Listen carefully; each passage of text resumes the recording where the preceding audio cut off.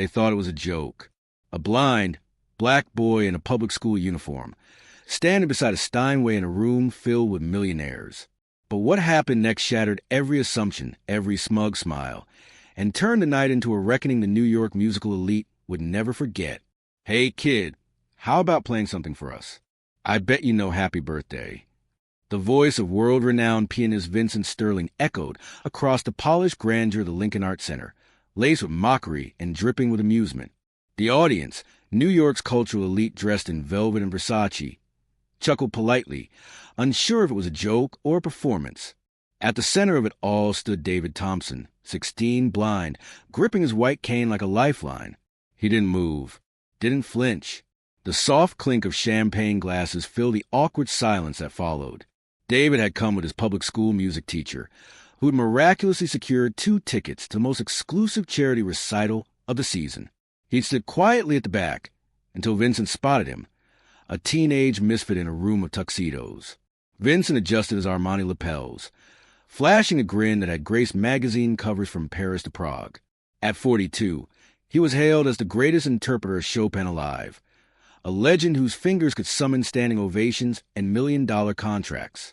But in that moment, Vincent saw only a symbol, a child of force inclusivity, a PR stunt that embodied everything he resented about modern diversity efforts. "Come on, don't be shy," he pushed, eyes twinkling with condescension.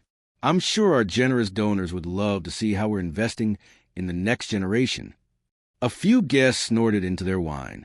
Patricia Wells, the foundation's director, leaned over to her assistant and whispered that it was inappropriate, but said nothing more. Sterling was a star attraction. He had raised millions. If he wanted to toy with a blind kid, so be it. David inhaled slowly, his fingers tightening around the cane. No one knew what lay behind his silence. No one imagined that this quiet teenager spent 8 hours a day practicing on a battered keyboard in the basement of a Harlem church. No one had heard how, at just 3 years old, he could echo entire symphonies after a single listen. And certainly no one in that grand hall could have guessed that David, right then, was memorizing everything. Not just a room, not just attention, but every chord of the arrogance hanging in the air. "Actually," David said, his voice calm and measured, slicing to the murmurs like a blade, "I prefer Bach." A ripple of laughter followed. Vincent chuckled, genuinely amused. "Bach, really? What piece could you possibly play, young man?" David tilted his head slightly, as if considering. Then, without missing a beat, he replied with serenity that startled more than a few in the crowd. "Partita No. 2 in C minor. But perhaps it's a little too advanced for this audience." The entire room fell still. The silence was so thick, you could hear the antique clock ticking at the hall's entrance. Something about David's tone, not defiant, not arrogant, just certain, shifted the energy. For the first time that evening, people realized they weren't about to witness a humiliation, but a reckoning. Vincent's smile faltered. Partita No. 2 in C minor was one of Bach's most formidable pieces, both technically and emotionally complex. A composition known to break even seasoned pianists. The idea that this boy, this blind teenager, had just implied that they, the patrons of New York's finest orchestras, weren't ready for it? Unthinkable. "Too advanced," Vincent repeated, his tone sharpening. "Young man, you're speaking to people who finance the world's greatest orchestras. Perhaps you don't understand where you are." The crowd murmured in agreement. Margaret Rothschild, heiress to a banking dynasty and the event's principal sponsor, leaned toward her companion and whispered, "How rude. Someone needs to teach this generation some manners." Still, David didn't move. But those who looked closely noticed a subtle shift. His grip had loosened. His hands, once tense, now rested calmly against the piano's edge like a surgeon preparing for delicate work. A silence of a different nature filled the room. Anticipation.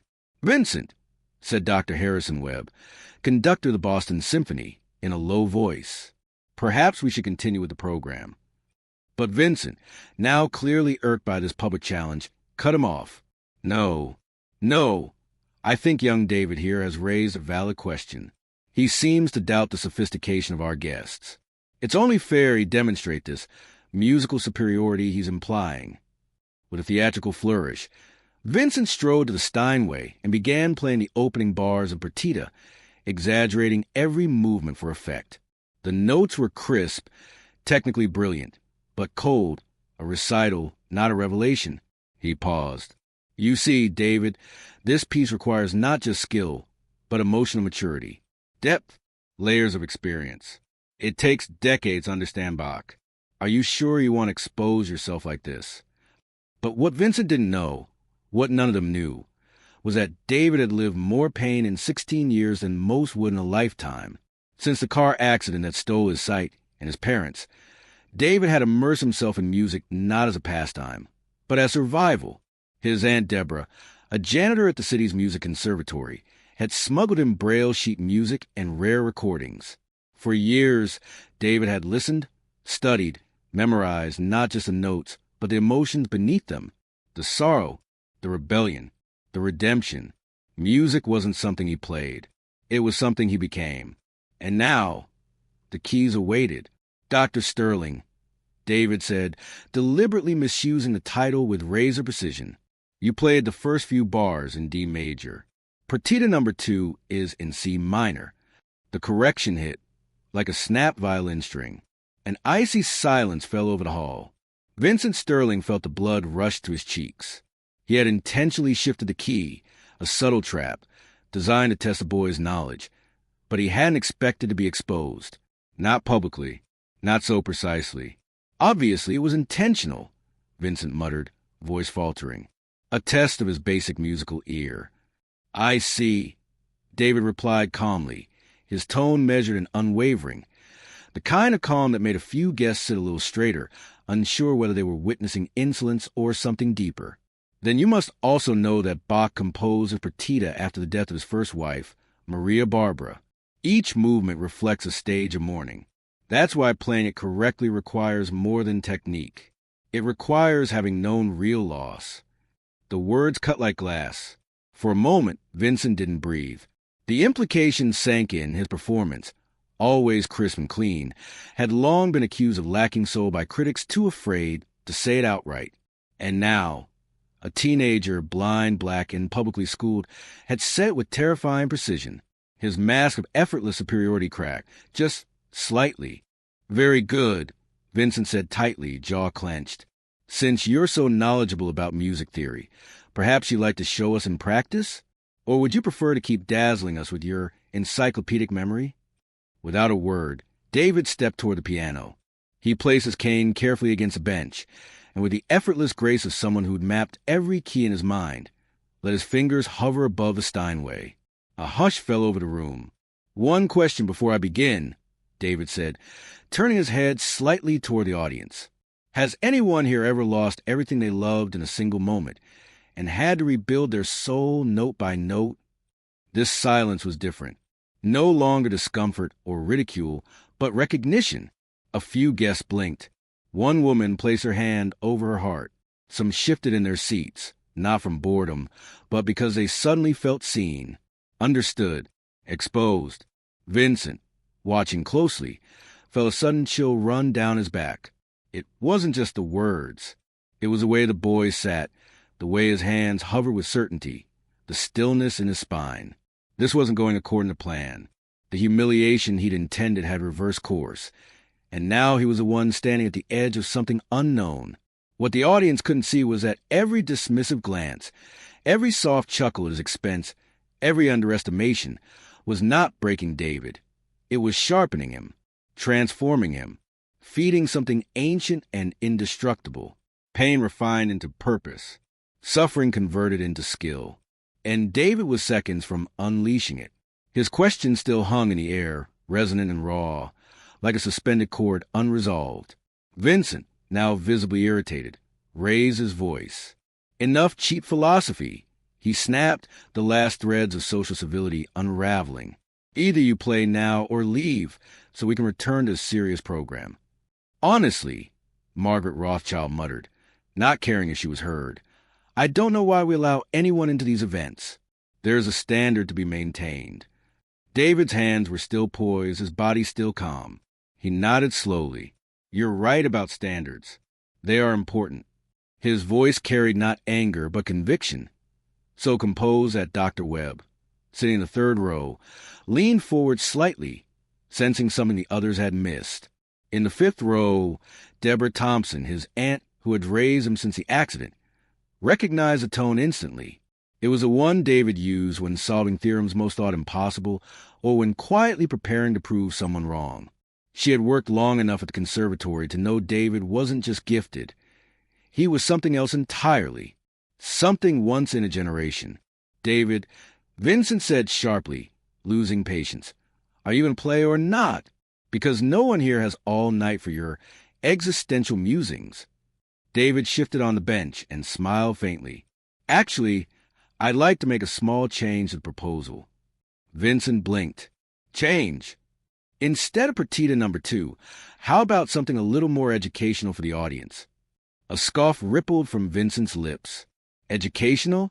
Kid, you're speaking to people who fund entire conservatories. What exactly do you think you can teach us?" David turned toward the rows of silk scarves and silver cufflinks. Though blind, his gaze seemed to cut through fabric and skin alike. "How about demonstrating the difference between playing notes correctly and playing music?" A quiet gasp spread through the room. Murmurs. Raised eyebrows. A few guests whispered, some intrigued, others offended. How dare he? Patricia Wells leaned into her assistant. As if someone like him could understand the difference between superior technique and whatever he thinks he does. Vincent, jaw tightening, realized he was losing control of the room. This wasn't a demonstration anymore. It was a moment, a spectacle, and he wasn't the center of it. "Very well," he said, straightening his cuffs with forced poise.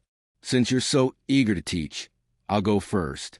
I'll demonstrate how this piece should be played by someone who's actually studied music."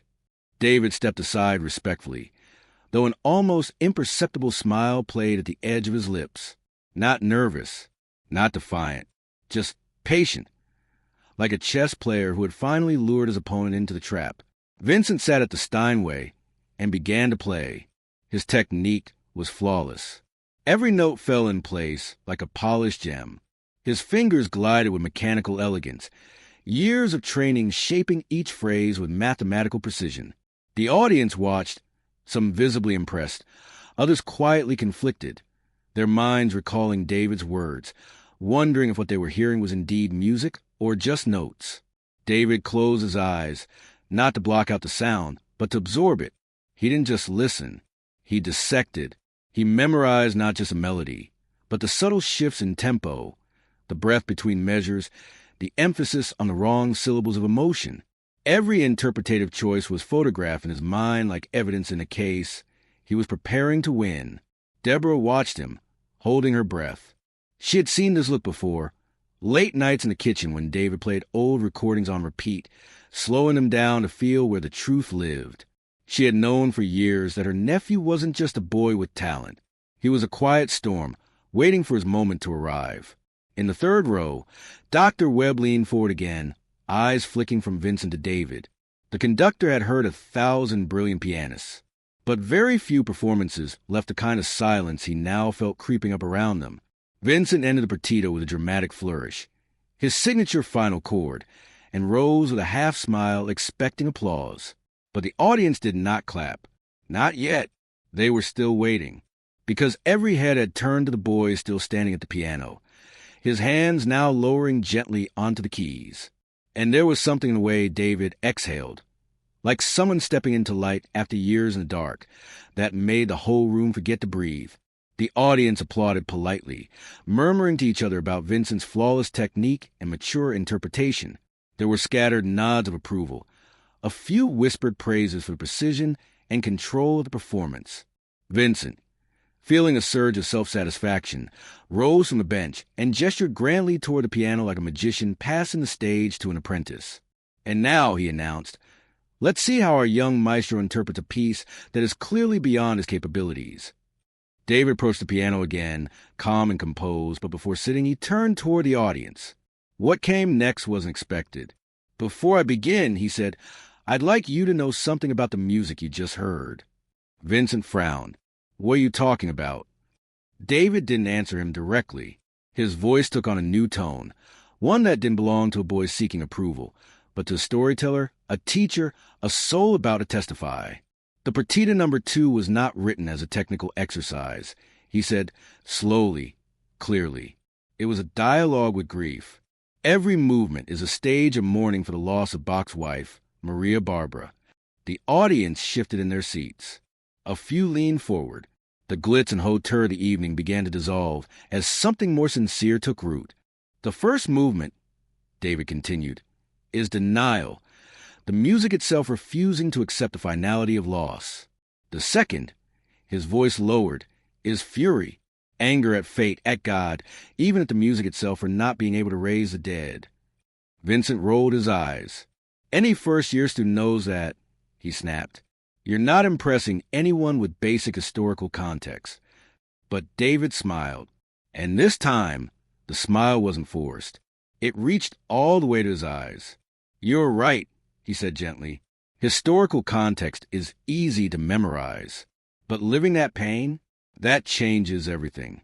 He sat at the bench and placed his hands on the keys with the quiet reverence of someone entering sacred ground. Then, without turning, he spoke again. The difference, Dr. Sterling, between your interpretation and mine is not technical. You played the notes Bach wrote.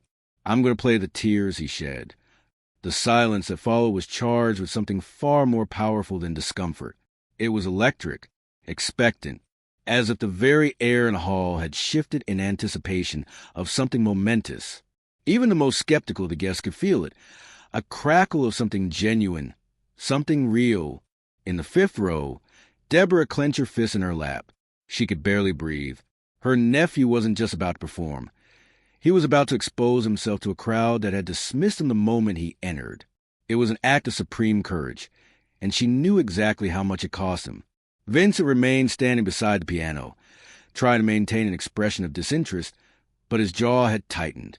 There was something in David's posture, the way he sat, the way he breathed, that suggested control, not nerves.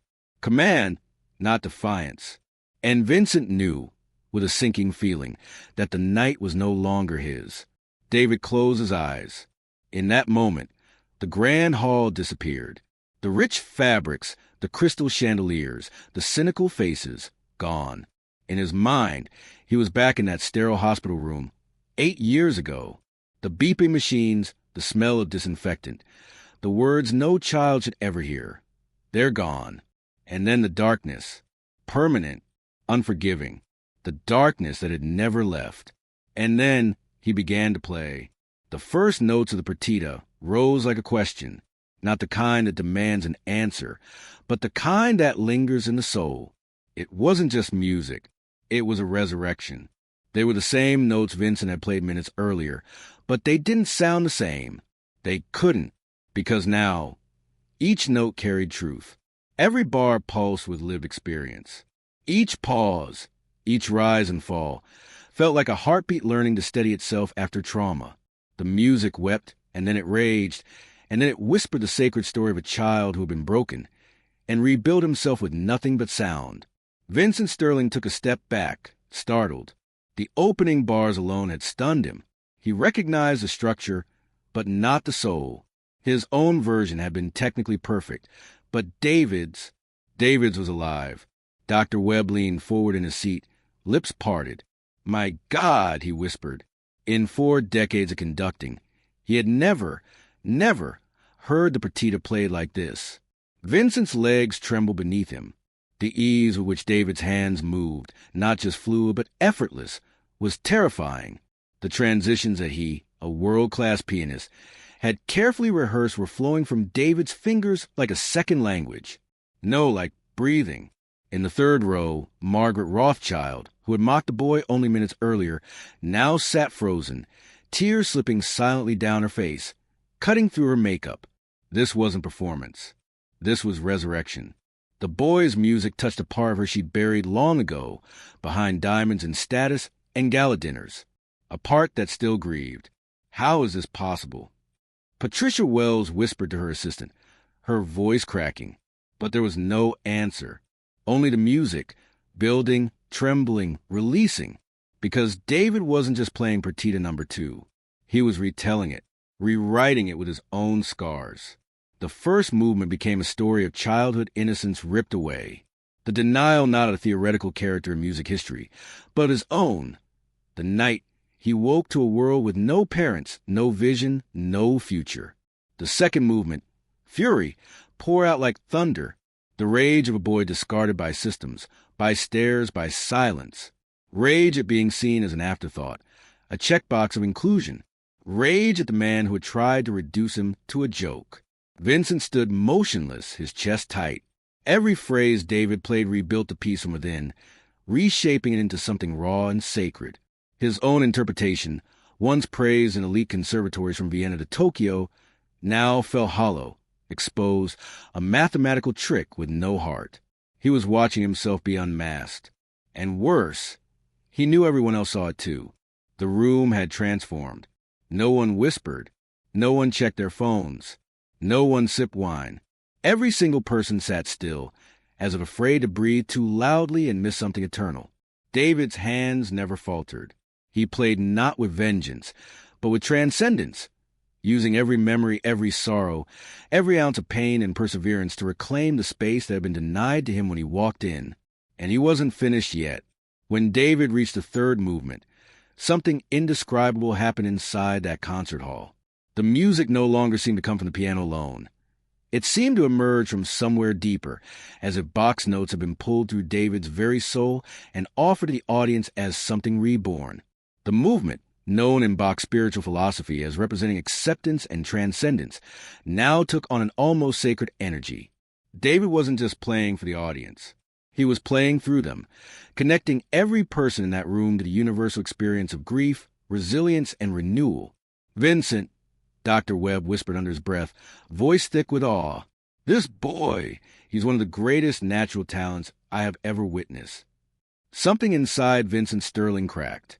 It wasn't just his pride or his ego. It was a collapse of the entire edifice of superiority he had spent his life constructing. In front of him stood a blind black teenager from the projects, and yet he wasn't just better. He was transcendent, more gifted than any pianist Vincent had ever known. The bitter realization hollowed him from the inside out. The room, once brimming with chatter and clinking glasses, was now breathlessly silent. People who had arrived expecting another night of elite social preening were now transfixed by something utterly unfiltered and real, something too powerful to ignore, too sincere to dismiss. As David approached the climax of the partita, a kind of collective transformation took hold of the audience. Vincent felt it like a wound reopening. Every bar David played was a revelation, each phrase unveiling not only an extraordinary talent, but a lifetime of adversity turned into gold. This wasn't raw, amateur potential. This was musical genius, sharpened by sorrow, polished by sacrifice. He memorized our entire conversation. Vincent muttered, voice cracking. The realization struck him like a slap across the face.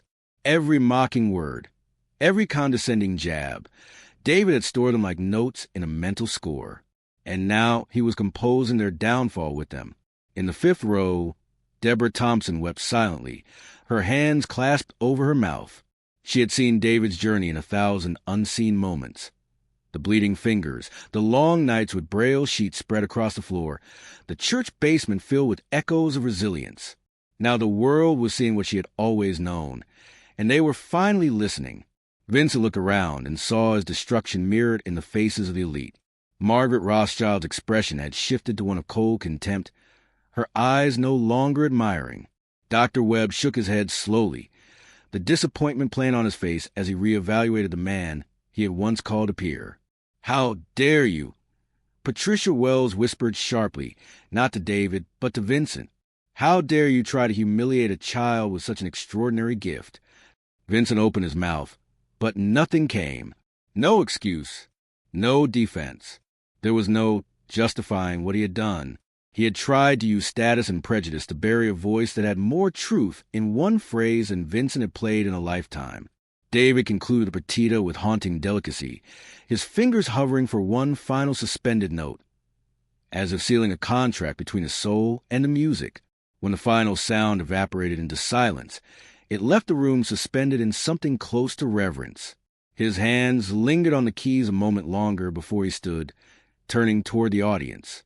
He wore no smirk of triumph, no gloating expression, only the quiet dignity of someone who had shared something sacred and new, without needing applause, that he had honored both Bach and his own journey. And then the ovation began. It started slowly, as if the crowd needed a moment to remember how to move. Then it rose, not just as applause, but as something more: recognition, apology, reverence. They weren't clapping for a performer. They were standing for a prophet, a boy who had turned humiliation into grace. People rose to their feet, some weeping openly, others simply stunned. The sound filled the grand hall like absolution. Vincent stood still, numb.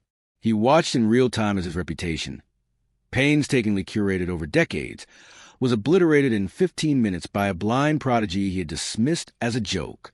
The humiliation was complete, not because he had lost control of the night, but because the truth had exposed the lie of his superiority.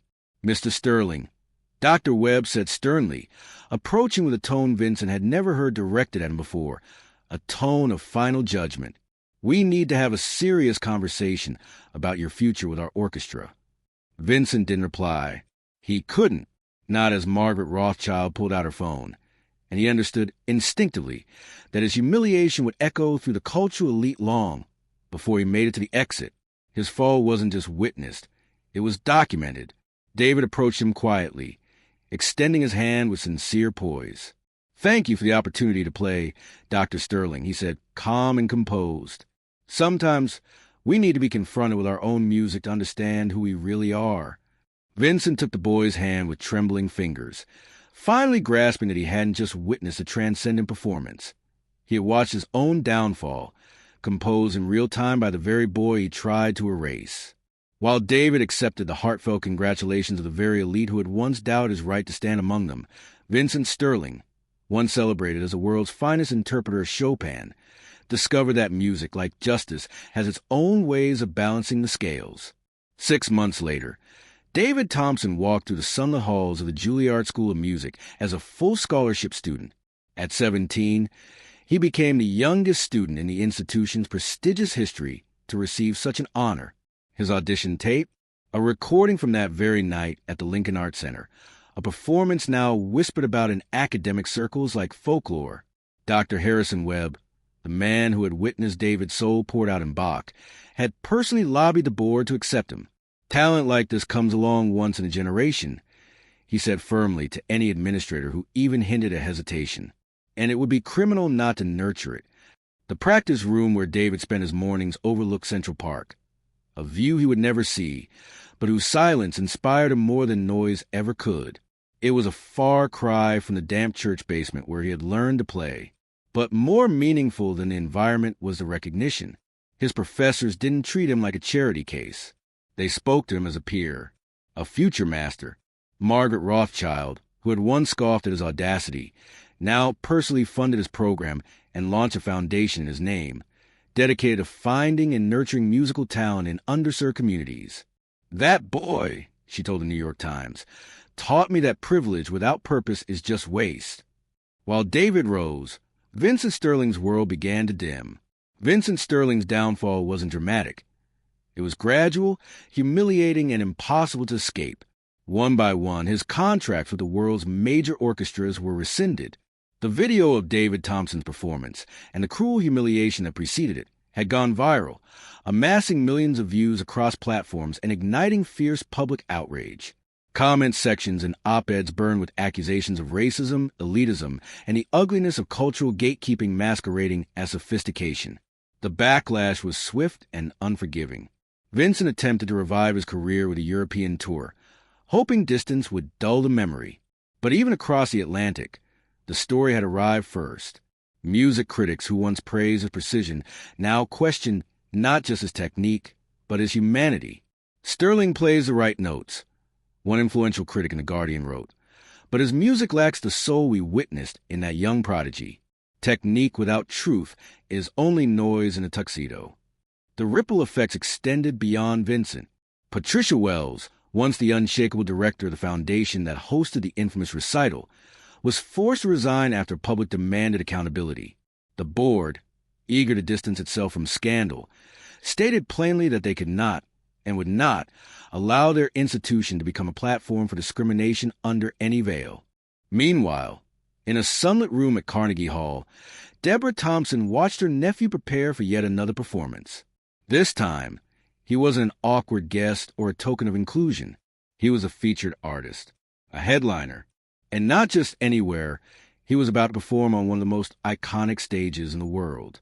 As David gently tuned his new violin, a priceless Stradivarius on loan from the Rothschild Foundation, Deborah watched with quiet pride.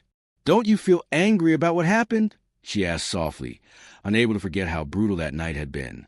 David looked up, smiling as his fingers instinctively found the strings, the way a writer finds familiar words or a sculptor finds shape in marble. "Andy," he said gently, "Vincent Sterling gave me the greatest gift of my life that night. He gave me an audience." The irony was exquisite. Vincent had used his fame and position to try to crush a boy he deemed unworthy. Yet, in doing so, had unwittingly introduced true genius to the world. David hadn't simply survived the moment. He had transformed it, and now it defined the beginning of something greater. That evening, as the lights dimmed inside Carnegie Hall, a sold-out crowd held their breath. The audience was a mix of celebrities, critics, fellow musicians, and sitting in the front row, a reformed Margaret Rothschild, now one of the most vocal advocates for inclusion in the arts. The atmosphere was charged with reverence. In a small, dim apartment in Queens, Vincent Sterling sat alone in front of his television, watching the live broadcast. Gone was the Manhattan penthouse. Gone were the invitations, the press clippings, the standing ovations. All he had now was silence, and the sound of a boy he once tried to humiliate playing music that now echoed as a condemnation of everything Vincent had once stood for. David's main performance was a partita in C minor, the very piece that had changed the trajectory of both their lives. But this time, it wasn't about proving anything. It was about honoring the music and the journey that brought him here. Each note was delivered with the grace of someone who no longer needed to convince anyone of his worth. The music spoke for itself.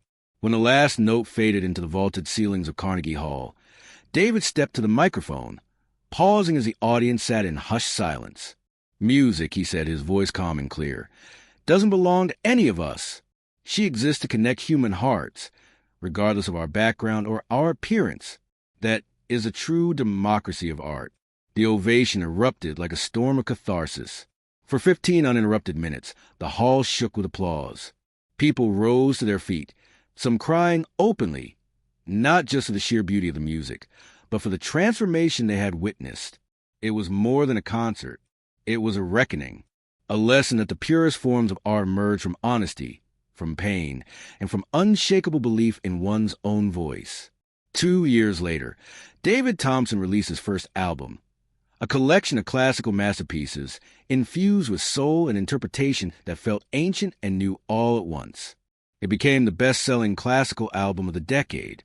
Music critics called it a once-in-a-generation masterpiece, while music schools around the world began teaching entire courses on the emotional theory behind David's phrasing. Vincent Sterling, meanwhile, spent his days in quiet obscurity, teaching private lessons at a small community school. His name had become synonymous with arrogance and failure, not just because of the cruelty he displayed, but because he had tried to gatekeep an art that was never his to own. The contrast between their paths was stark. David used his rising fame not to bolster his ego, but to build. He established music education programs in underserved neighborhoods, offering mentorship and instruments to children who, like him, might have otherwise been dismissed or forgotten. He stood in front of audiences not as a celebrity, but as a symbol of what happens when talent is met with opportunity rather than prejudice. Vincent had used his gifts to elevate himself above others, and when the scaffolding of his pride collapsed, there was nothing left to catch him. David Thompson's story became legend, not just in music, but in the cultural conscience of a generation. He wasn't just remembered for the notes he played, but for what he represented. That true excellence defies race, class, or ability. That greatness cannot be dismissed simply because it makes the comfortable uncomfortable. To this day, when young students ask David how to respond to prejudice or injustice, he smiles and repeats the same simple truth. The best revenge is not to destroy those who hurt you, but to build something so magnificent they are forced to look up. Have you ever witnessed talent being ignored because of bias? Have you ever seen injustice dressed up as tradition? Share your story in the comments, and don't forget to subscribe to the channel for more stories that prove real merit always outshines empty privilege.